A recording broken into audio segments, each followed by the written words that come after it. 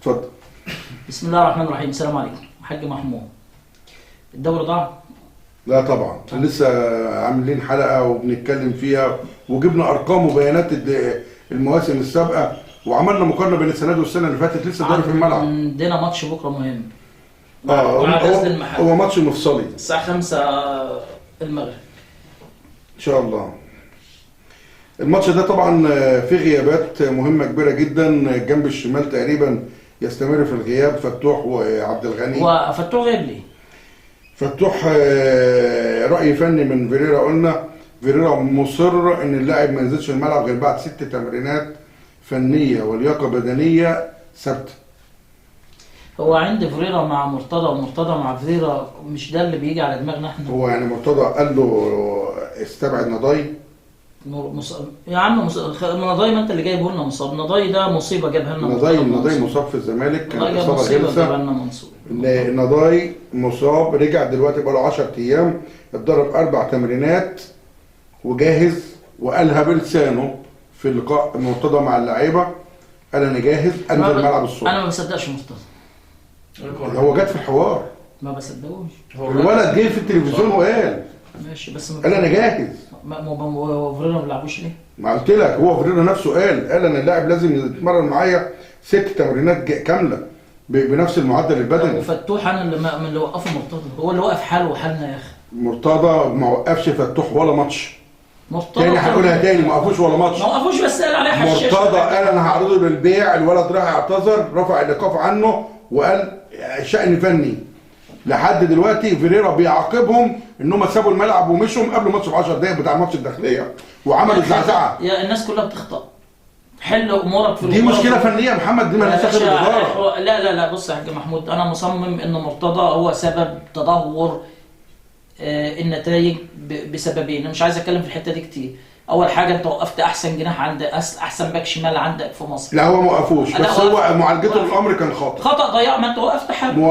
ده تاني ده عنده 23 سنه. تاني معاملته للخطا كان خاطئ. معامله الخطا بالخطا خطا. ضيع علينا تاني. بس انا محمود لو استعدت شخصيه صالح سليم او استعدت شخصيه محمد حسن حلمي زمور واصدرت قرار بعرض الثنائي للبيع، مش هنزلهم التمرين تاني.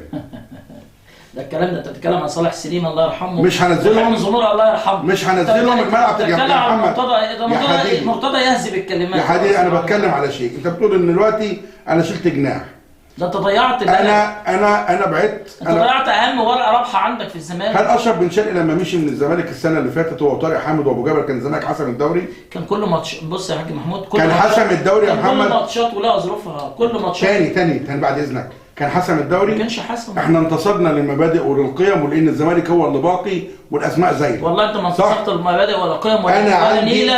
انت اصلا كان بن شرقي ماشي غصب عنك، طارق حامد ماشي غصب عنك، محمد ابو جابر ماشي غصب عنك. لا يا حبيبي، احنا مش هنعمل زي الاهلاويه نقعد نقول. احنا بالعكس، الزمالكاويه صفوه وبيقول الحلو حلو والوحش وحش. انت ما عرفتش تجدد معاهم. يعني هو انا امشي معاك على نفس كلامك من غير ما اشغل دماغي. انا عادي مستمر معاهم. انا عادي مش مستمر. لا عادي كان مستمر معاهم. واتحاد الكوره اللي هيدوا له البطاقه الدوليه. لا انا الدوري، انا عقدي بينتهي في شهر 6، بينتهي في نهايه 5 و6 كمان. مش هقعد معاك في شهر 8 وما اعرفش اتعاقد مع انديه ثانيه. وبعدين مرتضى قاعد يلاعب ابو جبل وطارق حامد عشان يسيبوا الفلوس اللي عندهم للزمالك بس. قاعد ايه؟ قاعد يلاعبهم. مش هديك البطاقه الدوليه، لا مش عارف ايه، عشان طارق حامد يسيب ال 8 مليون اللي عليه وابو جبل مش عارف 4 مليون ولا كام. شطاره. ماشي بس انت مش قادر. شطاره. انا خدت منهم افضل عائد مادي من لا شيء. بس انت لكن في كل الاحوال انا بتكلم على. بس انت فشلت في الحفاظ على القوام الاساسي يا حبيبي. انا جاي وهم مخلصين بره. فشلت ان انت انا جاي وهم مخلصين بره. كنت بتقول انا جاي. لا انت جاي انا معاك العصا السحريه. انت قلت رجعوني وانا هعمل لك البحر طحين. انت سمعت التصريح لمرتضى قبل ما يرجع؟ قال والله. قال بس هم كان الناس خلصوا. قال لك ومنهم قال لك انا يوم كان وهو في الانتخابات وماسك الميكروفون اللي هو عامله زي المصاصه على راي توشكا ما فيش فيها عسليه. جوه النادي. لا في جوه النادي. عرض كل حاجه اللي بنشتغلها في جوه النادي. قال ماليش دعوه. انا ما توعدش اللي تقدر عليه. انت قلت لي نجحني وانا مضى مع بن شرقي الصبح. انت اللي تقدر عليه قوله لي. ما تبقاش عامل زي اعضاء مجلس الشعب اللي بيقعد يعمل لك البحر طحينه وما يعملكش حاجه بعد موضوع بشار بالذات انا فاكر قال لك لو ما كانش مضى بره انا هجدده. لو ما كانش خلص لا الثلاثه مخلصين بره. الثلاثه مخلصين بره. الثلاثه مخلصين بره. وفي الجانب ماشي هو بره. بن شرقي خلينا في الماتش. بن شرقي ليس هو الاول ولا الاخير. بن شرقي مشي هات لي بديل. ما جبت مصطفى شلبي. مصطفى شلبي كان بيعمل ليزر وبيعمل محمد انا فاكر كويس. انا ممكن اطلع لك بوستاتك. المطلب جماهير. انا ممكن اطلع لكم بوستاتكم على الصفحه. انتوا طبلنا ورقصنا لما جه دونجا والسيسي ومصطفى شلبي. الا انا والله. بس كان جمال. الا انا قلت لك عندنا 5 صفقات ناقصين. كل اللي على الصفحه هللهم الا انا. قلت لك ما تفرحش بالسيسي ومصطفى شلبي. انت الكسبان الوحيد. انا الوحيد. خلينا في ماتش بكره. ما تتوهناش تاني.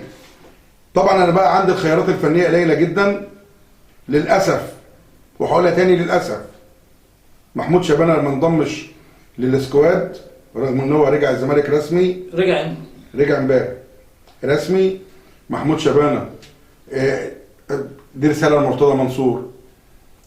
لو صوتي بيوصل لك فاكيد انت شايف حجم دفاعي عنك. انا بدافع عن انا مقتنع بيه.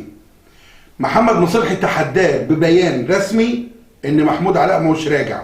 محمود علاء كان نجم الماتش وهو اللي جاب الفوز بضربه الجزاء في الوقت وكان نجم كمان. انا تاني وقال محمود علاء مش جاي ببلاش. محمود علاء مكتوب في العقد بتاعه انه مقابل تنازل اللاعب عن امواله واحنا عوضناه عنها. اصبحت الصفقه من اعلى صفقات الاعاره في مصر لان محمود كان ليه 7 مليون 800. تمام؟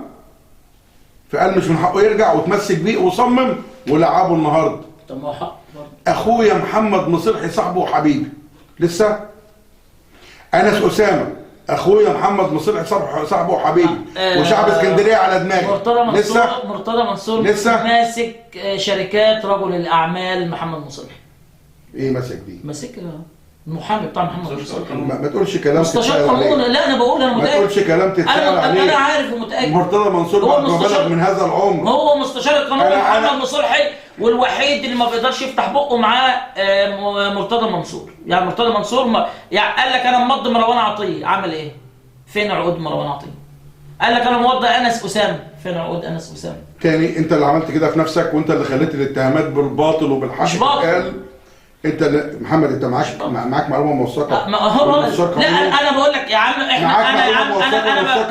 انا بفترق عليه. اطلع قدم عقودك بتاع انس اسامه ومروان عطيه الا اذا تكون انت راجل كذاب. هذا جزاء نفسك. بس هذا جزاء نفسك وانت اللي عملته في نفسك. لكن دلوقتي جمهور الزمالك مش هيقبل تعاون نهائي مع شعب اسكندريه. مع شعب اسكندريه. انديه اسكندريه مش متعاونه معاك نهائي. مفيش على عرض الحدود. سموحه والاتحاد. طبعا تحياتنا للاستاذ محمد مجاهد. فرج عامر هو ده ادمن. محمد مجاهد انت زملكاوي مش اسكندراني. مين محمد مجاهد؟ استاذ محمد مجاهد صديقنا وحبيبنا على جروب الزملكاويه مدينه النصر. انا بحسب ده كل التحيه والاحترام والتقدير. بحسب ده. لكن الاتحاد السكندري كل هذه الوقعات رغم ان انا الممول الاول ليهم من اول حازم امام الصغير لحد محمود علاء النهارده. يا باشا انت بالاثنين وبالثلاثه. انت بتدومنا ومصب. بالاثنين وبالثلاثه. غصب عني. مصالح. انا باكد لك المصالح بتتصالح. معلومتك غلط. مصالح والله. معلومتك غلط. مصالح يا مصلحي. معلومتك غلط. بس انا متاكد ان معلومتك غلط. لابد ان انت تطلع وتوضح. راجل عمل كتير مع الزمالك بصراحه. مين اللي عمل؟ مصلحي. خدت معاه ايه؟ ولا حاجه. انا بقول لك عمل كتير غلط. عمل كتير سلبي. ما خدتش. انا عارف خدت معاه قرار ايه. ما انا بقصد انا عارف. وقف التعامل مع محمود علاء. هيخلص المده بتاعته. وقف التعامل كده. في عدم وجود شبانه والمسلوسي والونش اصبحت انا مضطر لخط دفاع معروف عبد الغني وحسام والزناد. بقى 7 ايام في القيد ما جبتش لاعيبه ليه؟ محمد خلينا في الماتش. ماشي. ما هو ده الماتش. انا عندي مشكله ما عنديش. انا عندي واحد الجزيره لو شفت احصائياته في الماتش احصائيات مضحكه اقسم بالله. احصائيات مضحكه. وعندك سامسون مش عارف اشاركه. انت عملت جاي على فريرا يلعب مين؟ قسما بالله فريرا لو لقى حد في الجمهور حلو كان جابه لعبه. يا ابني بقول لك معاك 5 بره مستبعدهم فني. انا فقير فني دلوقتي وما عنديش سكواد. ما قعد 5 بره ليه؟